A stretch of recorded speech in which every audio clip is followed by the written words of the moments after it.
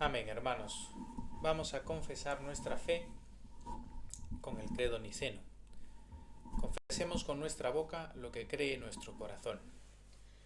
Creo en un solo Dios, Padre Todopoderoso, Creador del cielo y de la tierra, y de todas las cosas visibles e invisibles, y en un solo Señor Jesucristo, Hijo unigénito de Dios, engendrado del Padre antes de todos los siglos, Dios de Dios, luz de luz, verdadero Dios de verdadero Dios, engendrado, no creado, consubstancial al Padre, por quien todas las cosas fueron hechas, quien por los hombres y por nuestra salvación descendió del cielo y fue encarnado por obra del Espíritu Santo, de María la Virgen, y fue hecho hombre. Y también por nosotros fue crucificado bajo Poncio Pilato. Padeció y fue sepultado. Resucitó al tercer día según las Escrituras. Ascendió a los cielos y está sentado a la diestra del Padre. Y vendrá otra vez con gloria a juzgar a los vivos y a los muertos, cuyo reino no tendrá fin. Y creo en el Espíritu Santo, Señor y dador de vida, procedente del Padre y del Hijo, quien con el Padre y el Hijo juntamente es adorado y glorificado, quien habló por los profetas. Y creo en la Iglesia, una, santa, católica y apostólica, y reconozco un bautismo para remisión de pecados, y espero la resurrección de los muertos y la vida en los siglos venideros. Amén. Nos sentamos, hermanos, y damos gracias al Señor por este su día santo, que congregamos como pueblo de Dios en esta santa convocación. Venimos a adorar a nuestro Señor, celebrando especialmente cada domingo la resurrección de Jesucristo, porque su obra en la cruz y su gloriosa resurrección son las que nos dan vida eterna, nos reconcilian con el Padre y nos permiten llegar a Dios y unirnos otra vez al Señor del que fuimos separados por nuestro propio pecado y nuestra caída. Así que damos gracias y celebramos siempre su santo nombre, reunidos alrededor de su palabra y alrededor de los sacramentos de la Santa Comunión que celebramos cada domingo.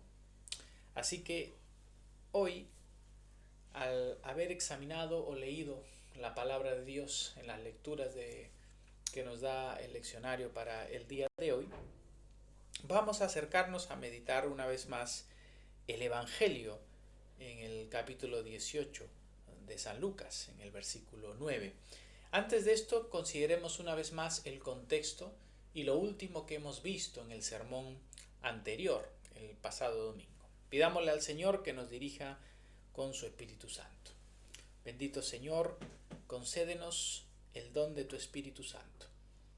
Infunde, Señor, tu Espíritu en nuestra mente y en nuestros corazones, para que tu palabra sea viva y eficaz. Esa espada de dos filos que penetra hasta partir el alma y el espíritu, las coyunturas y los tuétanos, y que discierne los pensamientos y las intenciones del corazón. Concédenos, Señor, esa gracia, ahora te lo pedimos, por Jesucristo nuestro Señor. Amén. Amén. Previo a este pasaje, al pasaje del Evangelio de hoy, recordemos que el domingo pasado veíamos al Señor Jesús enseñar a sus discípulos a través de una parábola, enseñar acerca de la oración. Y en ese caso concreto, con la parábola de la viuda y el juez injusto, el Señor nos enseñaba a orar perseverantemente, ¿no? Es decir, el Señor nos ha instruido acerca de la necesidad, y recordad que Él habla de esta necesidad, así nos lo transmite San Lucas, la necesidad de orar siempre y no desmayar. Es decir, el Señor nos está enseñando a orar en todo tiempo y de forma perseverante. Ya hemos visto que esto, la misma vida de la Iglesia, y ya incluso en el pueblo del Antiguo Testamento y en los tiempos de Cristo, la disciplina de oración en la vida del pueblo de Dios y en la vida de cada creyente es fundamental. Así que el Señor nos llama a que oremos de una forma continua en nuestro día, en una forma continua y en una forma perseverante también en nuestras intenciones. Al Señor le agrada que nosotros estemos constantemente en su presencia, orando y perseverando en oración. Y el Señor no tarda en responder, como hemos visto la promesa del Señor, aunque a nosotros nos parezca tardanza, no. En los planes y en la providencia divina todo tiene su momento. Y si dudamos de esto, recordemos siempre que en el día final el Señor hará justicia a cada una de las cosas. Es decir, nuestras oraciones nunca caen en saco roto.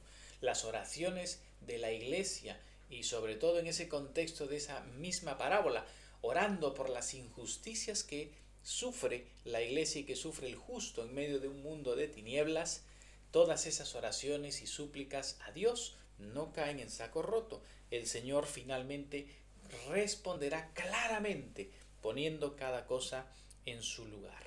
Pero ahora, a continuación, en la lectura de hoy, vemos que el Señor Jesús sigue enseñando acerca de la oración, pero nos va a enseñar otro aspecto de la oración. Y así es como lo registra el evangelista San Lucas. Pues podemos decirlo de esta manera: si en la parábola de la viuda y del juez injusto se nos enseña acerca de la perseverancia y de la continuidad de nuestra oración, en la parábola de hoy, que es la parábola del fariseo y del publicano, el Señor nos enseña cuál debe ser la actitud con la que debemos orar.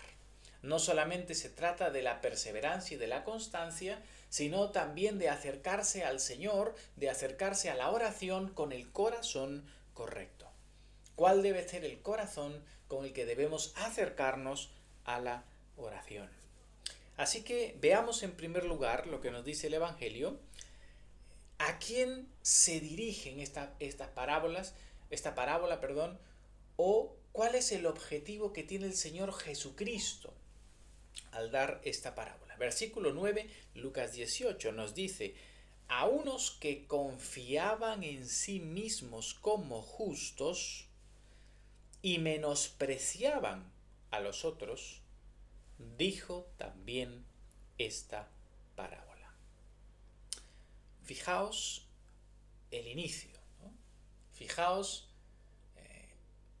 esta consideración previa antes de la parábola, ¿no? Esta parábola tiene un objetivo, tiene una motivación. Veamos la motivación de nuestro Señor Jesucristo para entregarnos esta parábola tan instructiva, que es de mucho beneficio, de gran beneficio para nuestras almas, para el alma de todos los creyentes. El Señor dirige esta parábola a sus discípulos, ¿no? ¿Pero por qué? ¿Qué le motiva a hacerlo?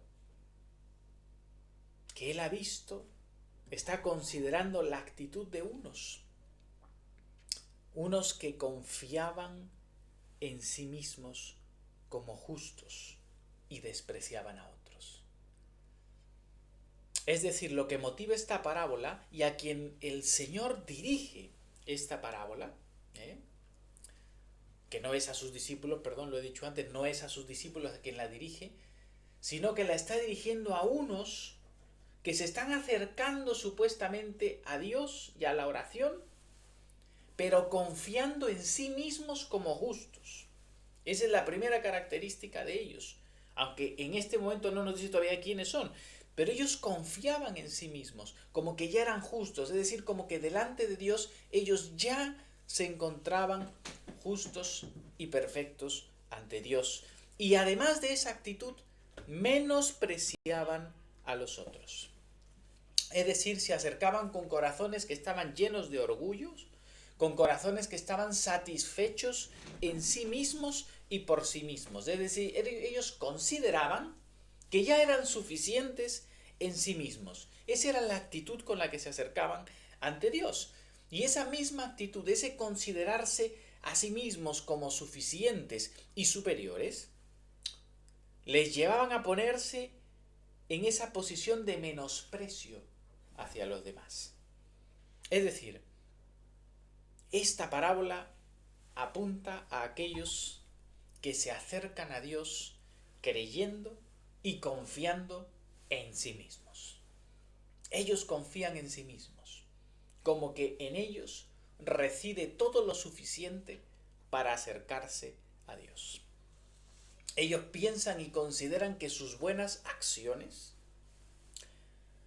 proceden solamente de su propia capacidad, proceden simplemente de ellos mismos y que Dios está totalmente satisfecho y admirado incluso de ellos. Esas personas que se acercan a Dios considerando, cuando Dios me reciba en su presencia, va a estar súper contento. Yo he conocido personas que literalmente me han dicho esto, ¿no? Dios está muy contento conmigo, ¿no? Y cosas parecidas. Ese corazón muestra estar lleno de orgullo, lleno de soberbia. Estas personas a las que Cristo dirige esta parábola son aquellos que se acercan a Dios desde arriba. Acercarse a Dios desde arriba es justamente esa actitud de superioridad, de autosatisfacción, esa actitud de venir con orgullo sin reconocer el propio pecado, sin reconocer en lo más mínimo indignidad en uno mismo, sin siquiera pensar en su propio pecado, y si encuentran algo de pecado en ellos, lo minimizan o lo justifican siempre. Vienen delante de Dios en realidad para hablar de su propia grandeza y para autovalidar su supuesta justicia. Y como digo, no solo eso, sino que además lo hacen a costa de menospreciar al prójimo, de mostrarse y sentirse superior a todos los demás y, por supuesto, con mayor fuerza ante aquellos que evidencian una vida de pecado, ¿no? A ellos es a los que Cristo dirige esta parábola, y el Señor nos va a mostrar dos personajes. En el versículo 10 dice: 2 hombres subieron al templo a orar. Uno era fariseo y el otro publicano.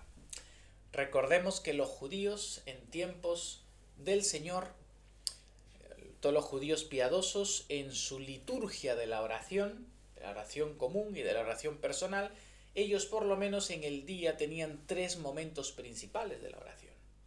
La oración de la mañana, que coincidía con el sacrificio de la mañana, con esos sacrificios del tamir, con el holocausto de la mañana, el tiempo de oración, luego al mediodía y después por la tarde, en el sacrificio de la tarde. Eran los 3 momentos principales de oración.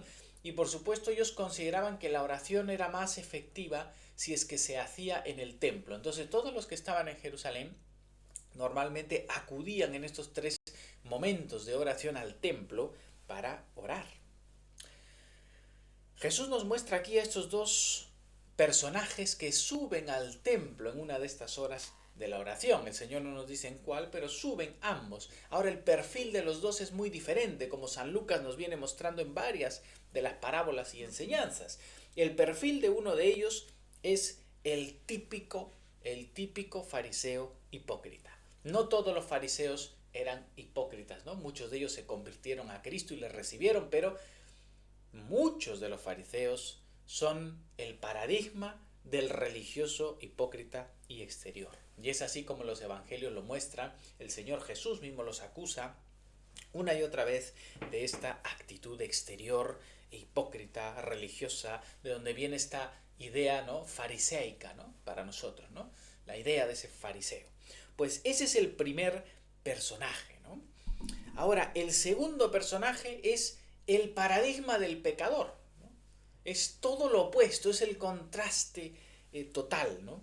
Es el publicano. El publicano es aquel que, siendo judío, es decir, perteneciendo al pueblo de la alianza, al pueblo del pacto, es el gran pecador perdido. No se trata de un gentil, de un pagano, no se trata de un samaritano, que es un mezclado, como hemos visto, con un culto falso, no. Se trata de alguien que es del pueblo, es judío, es parte del pueblo de la alianza, pero es un grandísimo pecador porque es un traidor. Es aquel que trabaja para los romanos y trabaja con usura, trabaja robando dinero, cobrando impuestos y aprovechándose de los débiles y de los necesitados para él enriquecerse. Es el paradigma del pecador, digamos, en ese pensamiento. Entonces aquí estos dos personajes son los dos extremos, ¿verdad? Por un lado el fariseo, que el fariseo de por sí era considerado, pues, aunque no era sacerdote, no era de la casta sacerdotal como los saduceos, pero eran laicos religiosos altamente considerados y respetados por su conocimiento de la ley, tenían participación en el Sanedrín. Entonces los fariseos eran una, por decirlo así, una casta laica, pero altamente religiosa y parte de los gobernantes de Israel y muy conocedores de la ley, y además se les consideraba como muy respetuosos, o sea, eran en muchos sentidos, ¿no?, irreprochables en cuanto al cumplimiento de la ley, sobre todo exterior, a todos los preceptos externos y ceremoniales de la ley, ¿no? Eran tremendamente estrictos en esto, y además se afanaban en demostrarlo, ¿no? Se afanaban en demostrarlo. Entonces, el Señor Jesús ataca muchas veces esta exterioridad, esta apariencia, pero con un corazón divorciado del amor de Dios, un corazón divorciado del amor al prójimo, divorciado de la misericordia y de la verdadera justicia de Dios, sino solamente centrado en la cascarita, en lo exterior. Ahora vemos la actitud de este fariseo en la oración. Versículo 11 dice el Señor Jesús: el fariseo puesto en pie oraba consigo mismo de esta manera: Dios, te doy gracias porque no soy como los otros hombres, ladrones, injustos, adúlteros, ni aun como este publicano. Ayuno 2 veces a la semana, doy diezmos de todo lo que gano. Fijaos la actitud del fariseo en su oración. El fariseo ha venido al templo, se ha presentado supuestamente allí delante de Dios para orar, pero vemos en primer lugar su actitud, y aquí no debemos dejar escapar detalle. Él está puesto en pie, y esto no está puesto aquí por casualidad. El Señor nos está mostrando con la posición física la actitud de su corazón. Es decir, Él está puesto de pie en su corazón.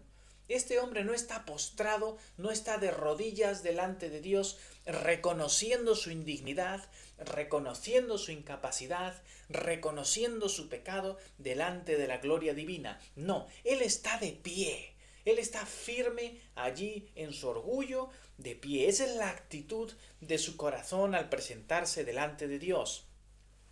Segunda descripción, importantísima: oraba consigo mismo. Oraba consigo mismo. Fijaos, en algunas traducciones esto se puede entender como que oraba para sí mismo, ¿no? Como que oraba pues en silencio para sí. Pero en realidad ya desde los padres antiguos de la Iglesia, esta expresión se entiende como que su oración no salía de sí mismo. Él oraba consigo mismo porque su oración estaba tan llena de orgullo que esa oración no atravesaba ni siquiera su propio ser. Es una oración que no llega a Dios, no salía de sí mismo porque solamente se miraba a sí mismo cuando oraba. Esa oración no llega a Dios. Y ahora fijaos en el contenido, en las palabras que salen de la boca de este fariseo. Dios, te doy gracias. Claro, menciona a Dios y le da gracias a Dios. Esa expresión, te doy gracias, también es una expresión de alabanza en el pensamiento judío, de donde viene la palabra Eucaristía, justamente como acción de gracias y de alabanza a Dios. Menciona a Dios, da gloria a Dios en el inicio de su oración, Pero ahora fijaos el contenido y el motivo, ¿no? Te doy gracias, ¿por qué? Porque no soy, dice, como los otros hombres. De inmediato él marca una distancia y una comparación hacia los demás, hacia el prójimo, para autoexaltarse. Te doy gracias porque no soy. Él se está ensalzando a sí mismo y sus virtudes. No soy como los otros hombres, que son ladrones, injustos, adúlteros. Ni aun como este publicano que estaba allí con él en el templo. Y él se considera absolutamente superior. Él da gracias por lo que él considera que no es, pero en ningún momento es capaz de reconocer su propio pecado o siquiera su indignidad delante de la majestad divina. Y recordemos lo que claramente nos dice la Escritura desde el principio, y San Pablo nos lo recuerda en Romanos 3:9, hablando él como judío y como fariseo de fariseos. Él que fue un fariseo irreprensible, dice. Y fijaos cómo él describe al fariseo a sí mismo, o él describe a cualquiera de los judíos muy religiosos. Dice, ¿qué pues? Somos nosotros, ¿no? Los judíos, los fariseos mejores que ellos, que los paganos. Fijaos. En ninguna manera, dice San Pablo, pues ya hemos acusado a judíos y a gentiles, a paganos, que todos están bajo pecado. Como está escrito, no hay ni uno justo, no hay ni aun uno. No hay quien entienda, no hay quien busque a Dios. Todos se desviaron, a una se hicieron inútiles, no hay quien haga lo bueno, no hay ni siquiera uno. San Pablo, el Espíritu Santo, en todas las Escrituras nos deja claro que nadie, absolutamente nadie está libre de pecado. No hay hombre que viva y no peque. Todos hemos pecado, todos estamos destituidos de la gloria de Dios y siempre que nos acercamos a Dios, nos acercamos manchados en mayor o menor medida por el pecado.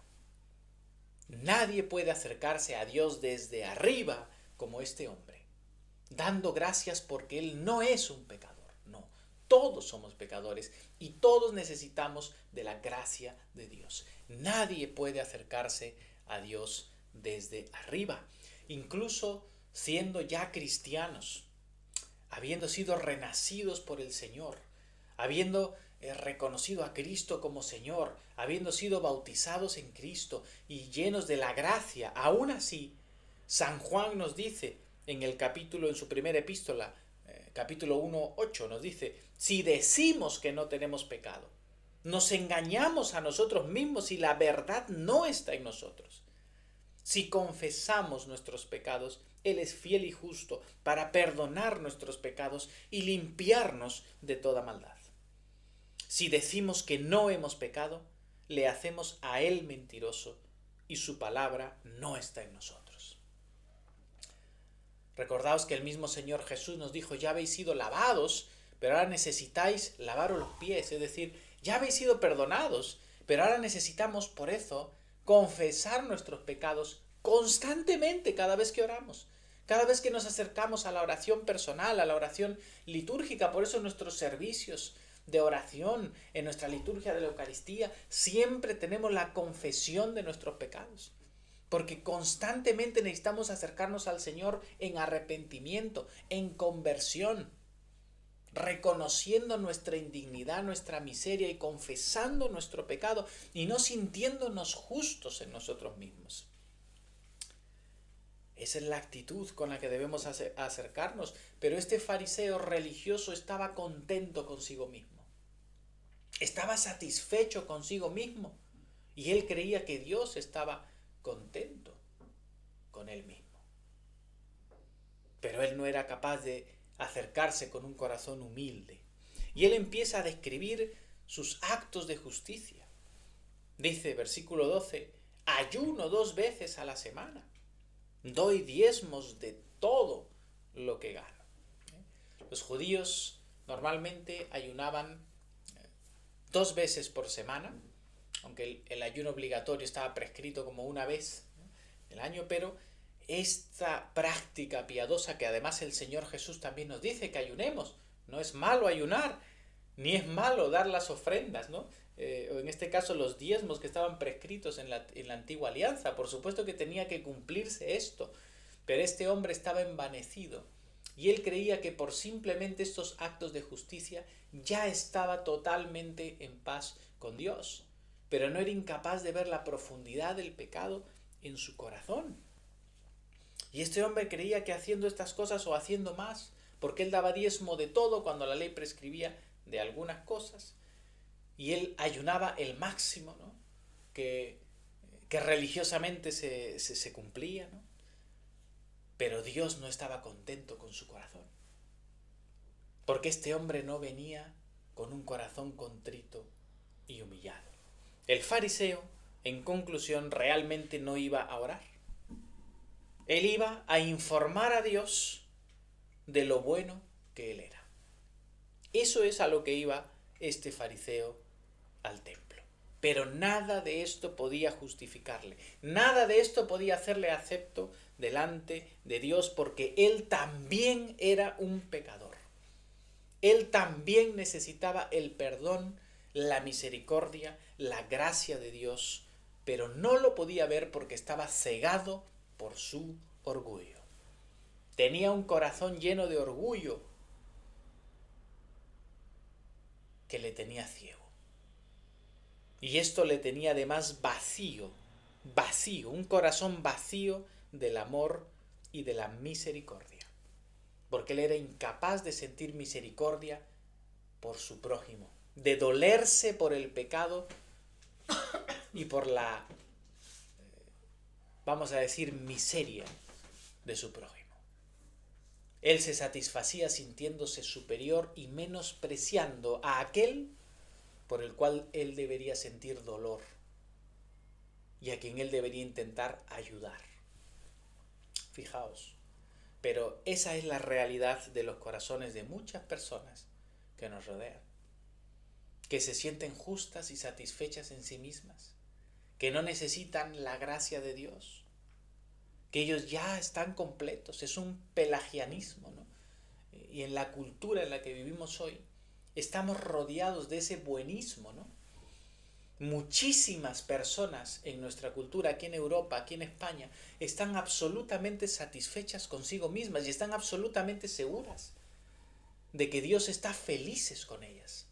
Simplemente porque ellos creen que son buenas personas, porque creen que las cosas que hacen, y de hecho en sus vidas son vidas honestas, son vidas en las que pueden hacer el bien, el ayudar, pero son vidas que están lejos de reconocer su indignidad delante de Dios.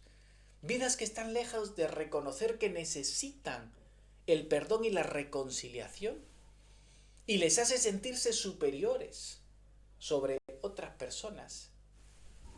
Cuidado con esa actitud, porque jamás nadie puede acercarse a Dios desde arriba.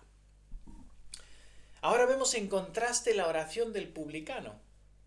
Nos dice el versículo 13, mas el publicano, estando lejos, no quería ni aún alzar los ojos al cielo, sino que se golpeaba el pecho diciendo: Dios, sé propicio a mí, pecador. Tenemos también detalles interesantes del publicano, ¿no? Nos dice que el publicano estaba lejos, es decir, estaban los dos en el templo, habían subido al templo a orar, pero el publicano no se sentía digno de acercarse a las zonas más próximas, digamos, al lugar santísimo del templo, a los atrios más interiores, sino que él estaba de lejos. Él no se sentía digno de acercarse a la presencia de Dios. Él se mantuvo lejos y no quería ni aún alzar los ojos al cielo, mientras el fariseo estaba de pie, orgulloso, proclamando sus virtudes. El publicano está de lejos, cabizbajo, con la cabeza agacha, con los ojos hacia el suelo, no se atrevía ni mirar al cielo, hacia la gloria divina, y se golpeaba el pecho. Este es un gesto judío que expresa el dolor del corazón por el pecado cometido, ¿no? Es esa acción de me duele en el corazón haber pecado contra ti, oh Señor. Y esos golpes de pecho, toda el lenguaje corporal del publicano lo que muestra es arrepentimiento sincero, convicción de corazón, un corazón contrito y humillado que no desprecia a Dios. La actitud corporal del fariseo expresaba todo lo contrario, expresaba el orgullo, ya hemos visto, el orgullo y la soberbia de considerarse justo y superior. Pero el publicano golpea su pecho, es decir, con sus gestos corporales y también con la breve oración que da, expresa un corazón sincero. Él no se consideraba digno de estar allí, él no es digno de estar en el templo, pero él sabe que necesita el perdón. Y esto también es importante, porque vemos en este publicano el hecho de que él está convicto de su pecado.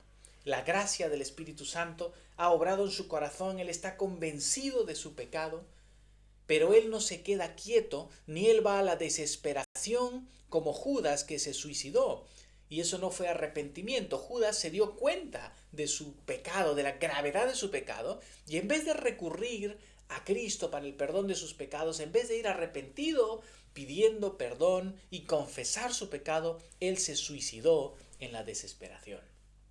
Pero este publicano, es una parábola, pero este publicano sí va al templo. Aunque se considera indigno, aunque se considera totalmente fuera de la gracia de Dios y que no puede ni siquiera entrar a su presencia, va al templo, pero va con la actitud correcta. Va con la cabeza baja, va mirando hacia el suelo, se pone de lejos, él se considera indigno, pero sabe que necesita la misericordia, sabe que necesita la gracia, sabe que necesita el perdón de Dios. Y él pronuncia una oración verdadera, genuina, que nace del corazón contrito. Dios, sé propicio a mi pecador. O también se traduce esto como Dios, ten misericordia de mi pecador.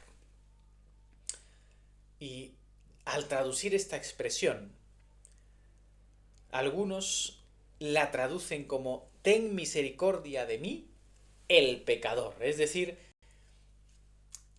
este publicano no solamente se está considerando un pecador, sino el pecador. Por antonomasia, él es el pecador.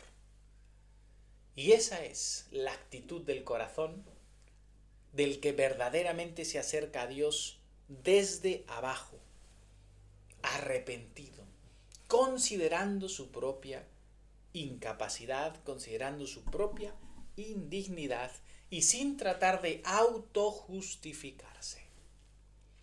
En las palabras de la oración del publicano no hay ningún intento de autojustificarse ni de expresar las cosas buenas que él ha hecho o las que no ha hecho.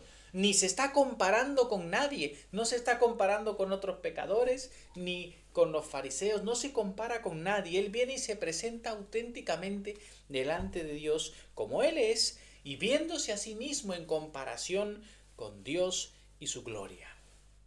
Y por eso él se presenta como el pecador, totalmente indigno, y solamente puede decirle a Dios, ten misericordia de mí, sé propicio a mí. No tiene otra palabra más que decir, ten misericordia, porque no tengo excusas delante de ti. No tengo excusas, ni tengo nada que decirte, mira lo que he hecho. No, solamente puedo decirte, ten misericordia de mí. Repito, el publicano se ha acercado en la oración al Señor desde abajo.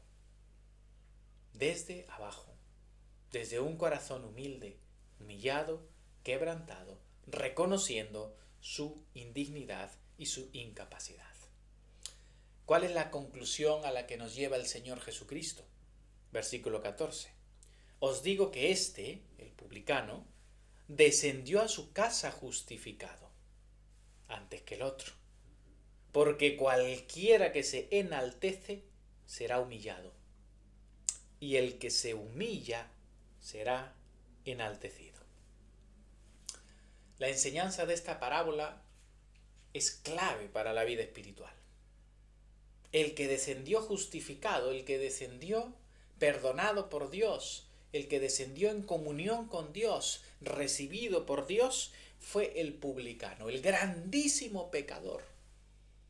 Pero por supuesto, no descendió justificado, reconciliado, perdonado por ser pecador, sino porque es un pecador arrepentido de corazón. Es uno que se acercó a la gloria divina desde abajo, reconociendo su pecado, su indignidad y clamando misericordia. Todo el que se acerque al Señor de esa manera va a ver la gracia de Dios, va a ver la misericordia de Dios en acción, va a ser perdonado, va a ser reconciliado. Pero el que se acerca desde arriba, de ninguna manera. Por eso Jesús dice, el que se enaltece, si tú mismo te enalteces y quieres acercarte a Dios y al prójimo, lleno de orgullo desde arriba, creyéndote algo, vas a ser humillado. Vas a ser humillado por Dios. Pero aquel que se humilla a sí mismo, aquel que entiende su indignidad y se acerca de esa manera al Señor, va a recibir gracia, va a ser enaltecido. Hermanos, importante para nosotros.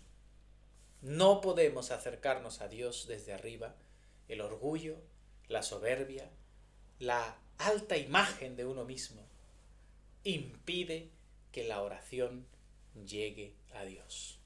Aquí el Señor nos está hablando de la oración, y esto es en general para acercarse a Dios, pero específicamente en la oración. Si pretendemos orar a Dios, acercándonos llenos de orgullo con la actitud de este fariseo, la oración no va a salir de nosotros. La oración se va a quedar en nosotros. Dice un autor, la puerta del cielo tiene el dintel tan bajo que no se puede entrar más que de rodillas. Para entrar al templo celestial tenemos que venir quebrantados y de rodillas.